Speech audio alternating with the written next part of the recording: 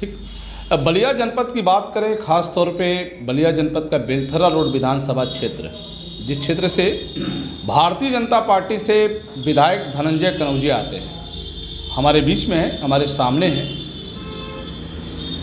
Belthara road विधानसभा क्षेत्र विकास के मायने में, ख़ास तौर पे विकास के पथ पर कितना आगे है, इसको लेकर हम चर्चा करते हैं। हालांकि जनता में अगर जाइए तो कुछ और है और विधायक जी का कहना कुछ और है। खैर, विकास कैसा है, आइए हम विधायक जी से सुनते हैं कि आखिर 4.5 साल में जो शेष दिन बचे हैं आपके कार्यकाल के, उसमें क्या आपकी योजना है और अब तक के आपके कार्यकाल में बेलथरा रोड विधानसभा क्षेत्र से किस किस क्षेत्र में विकास की तरफ आपने बेहतर काम किया है। तो आइए हम बात करते हैं धनंजय कनौजिया जी से कि बेलथरा रोड विकास के क्षेत्र में कितना बेहतर है। आइए। बेलथरा रोड विधानसभा क्षेत्र विकास कार्यों में अग्रणी है। पूज्य महाराज जी के आशीर्वाद से मुख्यमंत्री घोषणा के अंतर्गत 3 जो महत्वपूर्ण कार्य लगभग पूरे हो चुके हैं। उसमें एक निछुआडी में फायर स्टेशन सर्विस सेंटर का निर्माण है, जो कि लगभग 250-300 ग्राम सभाओं को अपनी सेवाएं दे पाएगा। साथ ही साथ मैं काटूंगा तो जो आपने अभी बात किया, क्या इसके पहले नहीं था? फायर स्टेशन अब बिल्कुल अभी नया बना है, 2 साल पहले कार्य शुरू हुआ और वो अब लगभग बन के तैयार है। पूज्य मुख्यमंत्री जी के हाथों उसका लोकार्पण बहुत जल्द कराया जाएगा। विधायक जी, अग्निशमन की बात करें, अग्निशमन इसके पहले आपके क्षेत्र में नहीं था? पहले अग्निशमन की गाड़ियाँ रसना क्षेत्र से आती थीं और वर्तमान में भी रसना में अग्निशमन की एक बड़ी गाड़ी और एक छोटी गाड़ी उपलब्ध है। और आज जिस अग्निशमन केंद्र की मैं बात कर रहा हूँ, जो निछुआडी में बन रहा है, उसमें 3 बड़ी गाड़ियाँ होंगी। इसलिए उसकी क्षमता जो है लगभग 250-300 ग्राम सभाओं तक होगी। और 3 महत्वपूर्ण थाने जो हैं अपने, बेलथरा रोड, उभाव, भीमपुरा थाना क्षेत्र और नगरा क्षेत्र, इन तीनों थानों पे आपातकालीन की स्थिति में आगजनी की घटनाओं को देखते हुए इन तीनों गाड़ियों को अगर उपलब्ध जल्द से जल्द करा दिया जाए तो ये आगजनी की घटनाओं पर बहुत हद तक नियंत्रण पाया जा सकता है। तो अब तो बिल्डिंग तो करीब पूरी हो चुकी है, तो क्या लग रहा है कि जल्द हो पाएगा या फिर उसमें भी विलम्ब हो सकता है? मैंने जैसा कहा, मुख्यमंत्री घोषणा के अंतर्गत 3 महत्वपूर्ण कार्य लगभग पूर्ण हो चुके हैं। उसका 1 महीने के अंदर लोकार्पण हो जाएगा। दूसरा कौन सा है? दूसरा है उभाव थाने के अंतर्गत सीओ कार्यालय का निर्माण, क्योंकि हर तहसील क्षेत्र पे शासन के मानक के अनुसार सीओ सर्किल होना आवश्यक है। तो सीओ सर्किल के लिए प्रस्ताव भेजे गए हैं, उसमें कुछ आपत्तियां थीं, उसका भी निस्तारण कराया जा रहा है। और वर्तमान में सीओ क्षेत्र रसना से जो संचालन होता है, उसमें प्रयास ये है कि शीघ्र से शीघ्र जो सीओ रसना बैठते हैं उनको 3 दिन सीओ कार्यालय उभाव क्षेत्र में भी सीधे जनता लाभ रखा जाए और 3 दिन वो 4 दिन रसना क्षेत्र में रहें, जिससे कानून व्यवस्था की स्थिति को देखते हुए और जन सुविधा को देखते हुए ये एक बेहतर प्रयास हो सकेगा। तो ये एक मैं सवाल काट रहा हूँ, जैसे आपने कहा कि वहाँ थाने में सीओ का ऑफिस बन रही है, तो क्या पहले था या नहीं, मैं ये जानना चाहता हूँ। ये भी मुख्यमंत्री घोषणा के अंतर्गत 2 वर्ष पूर्व कार्य शुरू हुआ। तो दूसरा ये, तीसरा शिक्षा क्षेत्र के लिए गवर्नमेंट इंटर कॉलेज, एक राजकीय इंटर कॉलेज अखोब के उच्च प्राथमिक विद्यालय के प्रांगण में बनकर तैयार है। वो भी 1 महीने के अंतर्गत, जो भी मुख्यमंत्री घोषणा के अंतर्गत ये 3 कार्य, शिक्षा और कानून व्यवस्था की दृष्टि से और फायर स्टेशन जो मैंने आपको स्पष्ट बताया, ये तीनों कार्य बहुत जल्द जनता जनार्दन को समर्पित कर दिए जाएंगे। और इस तरह की व्यवस्थाएं शिक्षा, कानून व्यवस्था और स्वास्थ्य के क्षेत्र में भी, जो कोरोना आपातकाल था, संकट का समय था, ये सामुदायिक स्वास्थ्य केंद्र सियर ऐसा दूसरा स्वास्थ्य केंद्र है जहां पर ऑक्सीजन प्लांट का निर्माण हुआ है, जिसकी क्षमता लगभग 3000 लीटर पर मिनट है। ये व्यवस्था भी यहाँ सुनिश्चित की गई है और विधायक निधि से उसका इंफ्रास्ट्रक्चर तैयार कराया गया है और 30 बेड भी उपलब्ध कराए गए हैं, जहाँ पे ऑक्सीजन की व्यवस्था उससे सीधे जुड़ा हुआ है। इसी तरह सामुदायिक स्वास्थ्य के नगरा में भी 30 बेड और ऑक्सीजन सिलेंडर कंसंट्रेटर, ये व्यवस्थाएं विधायक निधि से दी गई हैं। तो ये हर क्षेत्र में देखा जाए तो विकास की गाथा को लेकर ये तहसील क्षेत्र अग्रणी भूमिका निभा रहा है। इसी तरह पेयजल की व्यवस्था सुनिश्चित करने के लिए, चूँकि जनपद में ज़्यादातर भूमिगत जल जो है वो आर्सेनिक युक्त है, उसको देखते हुए मैंने पेयजल की व्यवस्था को सुनिश्चित करने के लिए लगभग 35 सार्वजनिक स्थानों पर विधायक निधि के माध्यम से आरओ प्लांट लगाने का कार्य किया है। चालू है या बंद है? 15 आरओ बिल्कुल संचालित हो रहे हैं और 20 आरओ का निर्माण कार्य बहुत तेज़ी से चल रहा है। इससे आगे बढ़कर अगर देखा जाए विद्युत व्यवस्था की दृष्टि से, तो ये विधानसभा क्षेत्र इस मामले में भी अग्रणी है। 2 33/11 जो एक रनौपुर में बन रहा है और दूसरा इंदौली मलकौली, ये 2 ग्राम सभा ऐसे हैं जहां पर लगभग 33/11 विद्युत उपकेंद्र बनकर तैयार है और इस संबंध में भी मेरी बात हुई है और जल्द से जल्द इसको लोकार्पण कराया जाएगा। तो ये सभी कार्य हैं जो बहुत तेज़ी से आगे बढ़ रहे हैं। और आपने विधानसभा क्षेत्र में जब आप आए होंगे तो एक चीज़ आपने ध्यान दिया होगा कि लगभग 450 विद्युत के खंभों पर 70-80 वाट से लेकर 90 वाट तक के एलईडी लाइट लगाने का कार्य बहुत तेज़ी से चल रहा है। वो कहाँ से कहाँ तक करेगा? ये पूरे विधानसभा में लगभग 450 बिजली के खंभों में, जो जिसमें सभी ग्राम सभाओं की जो चट्टी चौराहे हैं, जहाँ पे दुकानें हैं, जहाँ रात को लोगों का आना जाना अक्सर होता है और रात को लोग वहाँ देर तक रुकते भी हैं, व्यावसायिक क्षेत्र भी है, और उसको प्रकाशमान बनाने के लिए ये एलईडी की लाइट बिजली के खंभों पर सीधे लगाई जा रही है। और ये कार्य मैंने चूँकि विधायक बनने के बाद पहले वर्ष में ही शुरू करा दिया गया था और लगभग 50 सार्वजनिक स्थानों पर, चट्टी चौराहों पर मैंने हाई मास्क एलईडी लाइट लगवाने का कार्य किया था। उसी कड़ी को आगे बढ़ाते हुए इस तरह की व्यवस्था सुनिश्चित की जा रही है। मेरा चलिए ठीक है, और भी सवाल हो सकता है, जैसे खास तौर पे बिजली के क्षेत्र में आपने बताया, तो शिकायत जनता की है कि तार और ट्रांसफार्मर की स्थिति बहुत बेहतर नहीं है। क्या आप इसको मानते हैं या नकारते हैं? देखिए, विद्युत के क्षेत्र में सबसे बड़ी प्राथमिकता है कि ग्राम सभा, ब्लॉक स्तर और तहसील पर ज़्यादा से ज़्यादा बिजली की सप्लाई मिले, और ये व्यवस्था लगभग 3 वर्ष पहले से ही पूज्य मुख्यमंत्री जी के नेतृत्व में, यशस्वी प्रधानमंत्री जी के नेतृत्व में सौभाग्य योजना, पंडित दीनदयाल उपाध्याय योजना, इन योजनाओं से सीधे जोड़ा गया है और ज़्यादा से ज़्यादा जो बस्तियां पहले कभी विद्युत की सप्लाई नहीं थी वहां तक पहुंचाने का कार्य किया गया। और अब बहुत तेज़ी से जो जर्जर तार हैं उनको केबलिंग के द्वारा बदला जा रहा है, और ये दोनों ब्लॉक पे शुरू हो चुका है, विकासखंड नगरा में भी, विकासखंड सीयर में भी, और लगभग 20-20 गाँवों को केबलिंग कर दिया गया है। तो इस तरह से दोनों ब्लॉक मिला के 200-250 ग्राम सभाएँ हैं, उसमें ये कार्य बहुत तेज़ी से चल रहा है। और आपने जैसा कहा कि ट्रांसफार्मर की क्षमता वृद्धि भी बहुत आवश्यक है, उस दिशा में भी रिवाइम्प योजना केंद्र सरकार की चल रही है, जिसमें हम लोग ज़्यादा से ज़्यादा प्रस्ताव शासन को भेज चुके हैं। और जितना जल्दी हो सकता है, अगर 100 kV का ट्रांसफार्मर एक लगता है तो उसकी जगह 250 के ट्रांसफार्मर की उपलब्धता भी सुनिश्चित की गई है।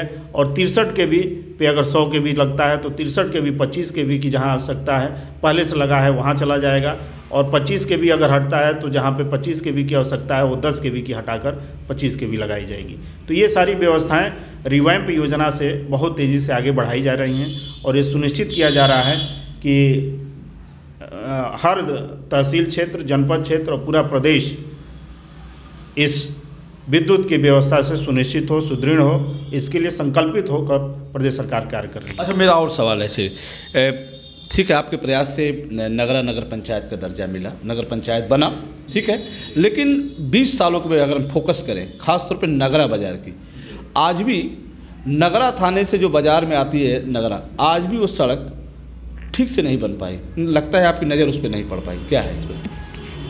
जो नगर पंचायत की बात आपने की, ये लगभग 25-30 वर्षों से मांग निरंतर चल रही थी, और ये मैं सभी सम्मानित क्षेत्रवासियों की तरफ से यशस्वी मुख्यमंत्री जी को आभार व्यक्त करता हूँ, धन्यवाद व्यक्त करता हूँ कि उन्होंने शीघ्रता से इस प्रकरण को लिया और नगरा नगर पंचायत घोषित हुए लगभग 2 वर्ष पूर्ण हो गए। जो भी वहाँ व्यवस्थाएं इस समय तेज़ी से आगे बढ़ रही हैं, उसमें जो सड़क की आप चर्चा कर रहे हैं, सड़क चूँकि मेन जो व्यावसायिक मार्ग है ये लगभग 15 वर्ष पहले बना था और वो सीसी रोड बना था, जिसमें 90% सड़क की हालत पहले जैसी है, उसमें कोई दिक्कत नहीं है। लेकिन एक विशेष मरम्मत योजना चलती है सड़कों के लिए, उसको इस योजना से जोड़कर 10% जो कहीं गड्ढे हो गए हैं, आने जाने में जहां दिक्कत हो रही है, उसको भी सुदृढ़ कराने का प्रयास चल रहा है। बजट बहुत जल्द आ जाएगा उसके लिए और वो भी व्यवस्था जल्द सुनिश्चित हो जाएगी। 4.5 साल हो गए, तो 4.5 साल में वो अभी तक आप कह रहे हैं कि बहुत जल्दी कर देंगे, तो उसके पहले भी हो जाना चाहिए था। ये व्यवस्था चूँकि नगरीय क्षेत्र है और 2 मुख्य सड़कें प्रस्तावित थीं, जिसमें एक चौकिया मोड़ से लेके देवेंद्र पीजी कॉलेज, वहाँ भी उस मार्ग पे तहसील है, ब्लॉक है, थाने हैं, रोडवेज है, टाउन एरिया है, रेलवे स्टेशन है, मुख्य मार्ग है, वो लाइफलाइन है बेलथराउट विधानसभा क्षेत्र की। उस सड़क का कार्य पूर्ण हो चुका है, बस पेंटिंग का कार्य बाकी है, वो भी बहुत जल्द स्वीकृति हो जाएगी। तो ये स्टेट हाईवे बिंद्रा बाजार चिरैया कोट बेलथरा रोड के नाम से घोषित हो लगभग 1 वर्ष पूर्व। दूसरी तरफ गाजीपुर से लेके रसना होके तुर्ती पार तक नगरा क्षेत्र होते हुए ये भी स्टेट हाईवे घोषित हो चुका है। तो ये भारतीय जनता पार्टी की ही सरकार है जहां ऐसे विकास कार्य संभव हो पा रहे हैं। और मैं दावे के साथ कह सकता हूं कि नगरा परिक्षेत्र 25-30 वर्षों से अगर वहां पे विकास के नाम पर एक ईंट भी रखा गया है तो सिर्फ और सिर्फ भारतीय जनता पार्टी के द्वारा वहां पे वो कार्य कराया गया है। ठीक है, और मेरा सवाल ये कि बेलथरा रोड विधानसभा जहाँ सेंटर जब मुख्यालय की बात करें, तहसील मुख्यालय, वहाँ से दूरी देवरिया की करीब है 70 किलोमीटर और बलिया मुख्यालय की दूरी करीब 50 से 55 किलोमीटर। आपके पहले से भी यहाँ मंत्री रहे हैं, विधायक रहे हैं, मांग उठती रही है कि बेलथरा रोड को वो जिला बनाना चाहिए, तो आप उसके पक्ष में या नहीं? बेलथरा रोड विधानसभा क्षेत्र में पहले 1 नगर पंचायत था, अब 2 नगर पंचायत हो गए। सीओ सर्किल और फायर स्टेशन के लिए रसना पर निर्भरता रहती थी, वो जब आत्मनिर्भर ये विधानसभा क्षेत्र हो गया है इन 2 व्यवस्थाओं के बनने से, अब आगे भीमपुरा क्षेत्र है जिसको ब्लॉक बनाने की मांग है अथवा उसको नगर पंचायत के रूप में आगे बढ़ाने की आवश्यकता है। तो ये विकास कार्य एक सतत प्रक्रिया है। बेलथरा रोड टाउन एरिया अगर नगर पालिका हो जाए तो और भी विकास के मार्ग प्रशस्त होंगे। तो इन सभी कार्यों को तेज़ी से आगे बढ़ाया जा रहा है। तहसील क्षेत्र चूँकि जिला मुख्यालय से लगभग 55 किलोमीटर की दूरी पर है, तो वहाँ ग्राम न्यायालय भी लगभग वो बन के तैयार है, उसको शुरू कराना है। तो ये सारी व्यवस्थाएं बहुत तेज़ी से आगे बढ़ रही हैं और जहाँ तक बेलथरा रोड क्षेत्र को जनपद के रूप में घोषित करना है, ये हर जनप्रतिनिधि के लिए एक सौभाग्य की बात होगी और मुझे भी जितना जो प्रयास करना होगा वो करेंगे और जहाँ उपयुक्त जगह है वहाँ पर इस बात को मांग को रखकर जनता जनार्दन के जो प्रस्ताव हैं उसको सम्मान देने का पूरा कार्य होगा। सबसे बड़ी बात है कि भारतीय जनता पार्टी ख़ास तौर पे 20 सालों की बात करें, 2017 में आप विधायक हुए, तो 2000 और 2017 17 साल में पहला एक मौका मिला, ख़ास तौर पे क्षेत्र की जनता ने भारतीय जनता पार्टी के विधायक ख़ास तौर पे आपको चुना। तो 17 साल इसके पहले उस समाजवादियों का गढ़ रहा है बेलथरा विधानसभा क्षेत्र, पहले सीयर के नाम से जाना जाता था। यहाँ कभी सपा सरकार में कोई मंत्री रहता था, कोई बसपा सरकार में भी यहाँ काम किया, एक फिर योगी सरकार में आप हैं, तो कहीं न कहीं आप समीक्षा किए होंगे कि मतलब विकास के मामले में पहले में और अब में कुछ अंतर, ठीक है जनता जो देखती है वो बताती है, लेकिन आपकी नज़र में कैसा लगता है? देखिए, विकास कार्य निरंतर चल रहे हैं, ये एक सतत प्रक्रिया है और मैं आपको स्मरण दिलाना चाहूँगा कि भाजपा के लिए माननीय श्री हरनारायण जी पहली बार कमल खिलाने का कार्य किए थे और वो मंत्री पद पे भी रहे, तो उन्होंने भी हर सार्थक प्रयास से विकास कार्यों को कराया।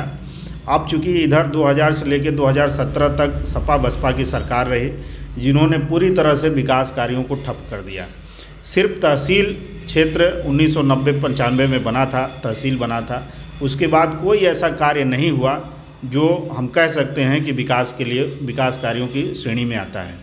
और जो आज अभी कार्य हो रहे हैं, तहसील क्षेत्र होने के साथ साथ फायर स्टेशन का होना, सीओ सर्कल का होना बहुत आवश्यक है। जो आप देख रहे हैं, आप मौके पर जाकर इस चीज़ का साक्षी भी हो सकते हैं कि ये दोनों आवश्यकताएं जनता जनार्दन को समर्पित हो रही हैं। तो ये सभी विकास कार्य वास्तविकता के साथ विकास की राजनीति जो है वो यशस्वी प्रधानमंत्री जी के द्वारा 2014 में शुरू की गई, 2019 का चुनाव जीतना, 2017 का चुनाव जीतना और पुनः 2022 की ललकार सोच, ईमानदार और काम दमदार के साथ आगे बढ़ती हुई भारतीय जनता पार्टी की सरकार पुनः विजय का पताका लहराने की दिशा में अग्रसर है।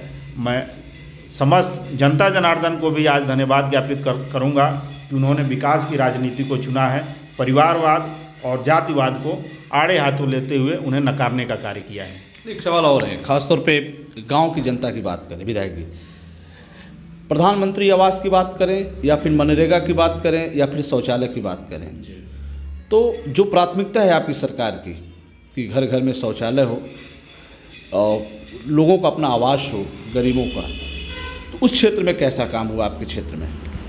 देखिए, सभी जो जन सुविधाएँ हैं वो केंद्र सरकार के माध्यम से और प्रदेश सरकार के माध्यम से गांव, गरीब और किसान, इनको प्राथमिकता लेकर बढ़ने का कार्य किया गया है। और प्रधानमंत्री आवास हो, शौचालय का निर्माण हो, पेंशन की व्यवस्था हो, राशन की व्यवस्था हो, ये सभी व्यवस्थाओं को इतनी तेज़ी से आगे बढ़ाया गया है कि पिछले कार्यकाल से लेकर अभी प्रधानमंत्री जी के इस कार्यकाल में भी ये सब कार्य बहुत सुचारू रूप से संचालित हुए हैं। मैं और आप और जनता भी इस विषय का गवाह है कि वास्तविक रूप में उन्हें जो एक स्वतंत्र भारत में अधिकार मिलना चाहिए था, उनके हक उनको प्राप्त हो रहे हैं। वो हर विकास की दृष्टि से आत्मनिर्भर बन रहे हैं। तो ये सिर्फ और सिर्फ भारतीय जनता पार्टी की ही सरकार में संभव हो सकता है। इसके पहले क्या था? इसके पहले जितनी उपेक्षाएं थीं, पंचवर्षीय योजनाएं बनती थीं कांग्रेस की सरकार में, सपा बसपा की सरकारों में उपेक्षा की जाती थी, उनको उनका लाभ नहीं मिलता था। सिर्फ विकास कार्य एक परिवार तक ही सीमित रहता था। रोजगार के साधन युवाओं को न मिलके सिर्फ एक 2-4 जिलों को ही उसमें समाहित किया जाता था। आप पूर्वांचल की दृष्टि से देखें तो बहुत से ऐसे कार्य इस समय हो रहे हैं जो पहले हुए ही नहीं। पूर्वांचल एक्सप्रेसवे उसका साक्षी है। गोरखपुर में एम्स हॉस्पिटल बनना, जिसके लिए समाजवादी पार्टी ने ज़मीन देने से मना कर दिया था। और आप बात कर रहे हैं प्रधानमंत्री आवास की। प्रधानमंत्री आवास की सूची 2012 से 2017 तक के समाजवादी पार्टी की सरकार में इसलिए नहीं भेजी गई कि इससे मोदी जी का प्रचार हो जाएगा। 2014 में जो प्रधानमंत्री आवास मिलना शुरू हुआ, पूरे देश भर में ये आवास वितरित हो रहे हैं और 2022 तक का लक्ष्य रख के इसको आगे बढ़ाया गया। 2014 से 2017 की सपा सरकार ने प्रधानमंत्री आवास की एक भी सूची केंद्र सरकार को नहीं भेजी।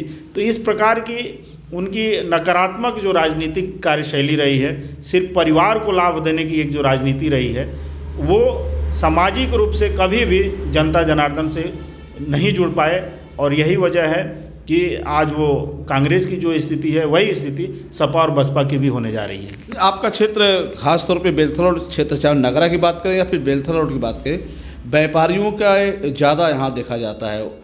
खासतौर पे व्यापारी जगत में व्यापार बड़े अच्छे यहाँ होते हैं। तो बिजली के क्षेत्र में बात करें, पहले आपके क्षेत्र में बहुत आंदोलन होते थे बिजली को लेकर, इस समय बिजली क्या स्थिति है? विद्युत व्यवस्था काफ़ी तेज़ी से सुदृढ़ हुई है, खासकर जब से जर्जर तारों को बदले जाने लगा और फिर से 33/11 के 2 उपकेंद्र बन गए। तो आपने बताया एक 132/33 उपकेंद्र, जिससे सभी विद्युत उपकेंद्र 33/11 के जोड़े जा सकते हैं। वो उस दिशा में बहुत ही सार्थक पहल चल रहा है और सरकार की मंशा के अनुरूप तहसील क्षेत्र को 20 घंटे, ब्लॉक क्षेत्र को 18 घंटे और ग्राम सभाओं को 17 घंटे 14 घंटे तक की बिजली की व्यवस्था सुनिश्चित की जा रही है। तो मैं कह सकता हूं कि गांव, गरीब, किसान इस मामले में बहुत खुशहाल है और व्यवसायी वर्ग भी अपने कार्यों को लेकर बहुत उत्साहित है कि जो सपा की सरकार में जिस तरह के व्यवसायियों के साथ बहुत से ऐसे आपराधिक मुकदमे दर्ज कराए गए। मुझे स्मरण होता है कि 2016 में जब सपा की सरकार और यहाँ के वर्तमान विधायक और SHO उभाव के मिली भगत से लगभग 700-800 व्यवसायियों पर अज्ञात में मुकदमा दर्ज करने का कार्य किया गया, जिसमें 200 लोगों पर नामजद FIR हुआ। लगभग 1 दर्जन से ज़्यादा व्यवसायी जेल में भी बंद रहे, गैंगस्टर एक्ट लगे। तो इस प्रकार का एक आपराधिक वातावरण सरकार और थाने प्रशासन के मिलीभगत से किया गया और उसमें करोड़ों रुपए की वसूली सिर्फ इस बात के लिए कि आपका नाम अज्ञात में डाल दिया जाएगा, नाम निकाल दिया जाएगा। इसको लेकर बहुत बड़ा आर्थिक और मानसिक शोषण बेलथरा रोड के व्यवसायियों के साथ किया गया। और आज मैं पूरे गौरव के साथ कह सकता हूँ, मैंने भी उस समय इस स्थिति को देखा था और संकल्प के साथ कार्य किया कि पूज्य योगी जी की सरकार में इस तरह की कोई भी न घटना हुई और न इस तरह के कोई ऐसे मौके आए जहाँ से व्यवसायियों को किसी भी प्रकार से प्रताड़ित होना पड़ा। तो ये मेरे लिए भी बहुत बड़ी उपलब्धि है और व्यवसाय भी इससे बहुत खुशहाल है। आपने कहा कि आपने व्यापारियों के हित में ये कदम उठाया है। व्यापारियों के दृष्टि से वो ये कहा जाए कि वो बहुत ही शांतिप्रिय वर्ग है। वो अपने कार्य से, व्यवसाय से ज़्यादा सब कुछ उनका मतलब रहता है। तो प्रशासन की ओर से किसी तरह का अनायास दबाव या फिर अपराधियों की तरफ से किसी भी प्रकार की कोई इस तरह की फिरौती या फिर वसूली की घटना न हो, इसके लिए मैंने हर सार्थक प्रयास किया और उसमें सफलता भी प्राप्त की। क्योंकि पूज्य योगी जी की सरकार ने इस दिशा में किसी भी प्रकार का कोई सांप्रदायिक दंगा या फिर जिस तरह से भी कोई आपराधिक वातावरण बनता था उसको सिरे से ख़त्म करने का कार्य किया। मेरा अंतिम सवाल है, खासतौर पे बाज़ार की स्थिति से हम अवगत हुए।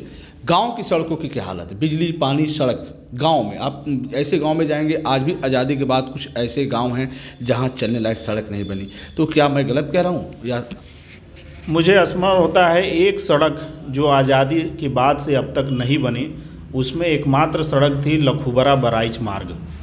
ये लगभग 9 किलोमीटर की सड़क पिछले 2 वर्ष पहले स्वीकृत हो गई और पूर्वांचल विकास निधि के माध्यम से इस सड़क का कार्य बहुत तेज़ी से आगे बढ़ रहा है। 2 साल पहले स्वीकृत होने का मतलब है कि आधा से अधिक सड़क का निर्माण जितना जो बजट की उपलब्धता थी उसकी हो गई है। अब कुछ ऐसे क्षेत्र हैं जहां पे जल जमाव की स्थिति बहुत ज़्यादा होती है, तो वहां पर RCC का निर्माण कराया जाना सुनिश्चित किया गया है। और इसी तरह से पूरे विधानसभा क्षेत्र में लगभग 11 प्रधानमंत्री ग्रामीण सड़क योजना से सड़कों का निर्माण बहुत तेज़ी से चल रहा है, जो इस महीने पूर्ण हो जाएगा। 1 साल पहले की स्वीकृति है और उसमें कोई भी सड़क 5 किलोमीटर से कम नहीं है। तो इस तरह से अब ये कहा जाए कि सीधे गाँवों को प्रधानमंत्री ग्रामीण योजना सड़क योजना का लाभ मिलना और उसका निर्माण कार्य पूर्ण हो जाना, इस सड़क के विकास के प्रति, विकसित बेलथरा रोड के प्रति मेरी भी सार्थकता को आगे बढ़ाने का एक संकल्प लेकर कार्य करने की प्रक्रिया में आगे बढ़ रहे हैं। और पूज्य महाराज जी की तरफ से भी जो भी आशीर्वाद प्राप्त हो रहा है उसको जनता जनार्दन के चरणों में समर्पित किया जाए। एक सवाल और है, ख़ास तौर पे जो आपकी निधि है, खासतौर विधायक निधि, आपने अपने विधायक निधि से कौन सा ऐसा काम किया जिसकी जनता तारीफ कर रही है? विधायक निधि के माध्यम से मैंने सर्वप्रथम स्ट्रीट लाइट लगाने का कार्य किया था। जो 50 चट्टी चौराहों पे हाई मास्क स्ट्रीट लाइट लगे हैं, ये पहले हर सरकार में देखा गया है कि सिर्फ नगर पंचायतों तक सीमित रहती थी। जो टाउन एरिया होते थे, नगर पालिका होते थे, नगर निगम होते थे, वहीं स्ट्रीट लाइटें लगती थीं। लेकिन मैंने विधायक निधि से लगभग 50 ऐसे स्थानों पे पहले वर्ष में ही स्ट्रीट लाइट लगवाने का कार्य किया। दूसरी तरफ 35 RO पेयजल की व्यवस्था मैंने विधायक निधि से शुरू कराया है। 15 पूर्ण हो चुके हैं, 20 और कार्य आगे बढ़ रहे हैं। इसके साथ साथ अब चूँकि पूज्य प्रधानमंत्री जी के नेतृत्व में अमृत महोत्सव का आयोजन पूरे देश में किया जा रहा है, तो इस दिशा में भी लगभग 6 महीने पूर्व मेरे द्वारा 3 प्रस्ताव भेजे गए थे। एक उसमें अमर शहीद चंद्रदीप सिंह स्मृति द्वार, जिसका निर्माण आधा से अधिक पूर्ण हो गया है, ये अमर शहीद चंद्रदीप सिंह जी को समर्पित है। दूसरी तरफ अमर शहीद अतवारू राजभर जी भी इस क्षेत्र के लिए प्रेरणा का स्रोत रहे। उनके स्मारक परिसर का भी सौंदर्यीकरण कार्य लगभग 1 हफ्ते में पूर्ण हो जाएगा। तो ये दूसरा। तीसरा, 25 अगस्त को चरौआ बलिदान दिवस आयोजित होता है। जो चरौआ के बलिदानियों के भी स्मरण में वहाँ एक स्मारक बना हुआ है, शहीद स्तंभ बना हुआ है, उस परिसर का भी सौंदर्यीकरण विधायक निधि के माध्यम से कराया गया है। और इस तरह से लगभग ये कार्य 1 हफ्ते 10 दिन में पूर्ण हो जाएंगे।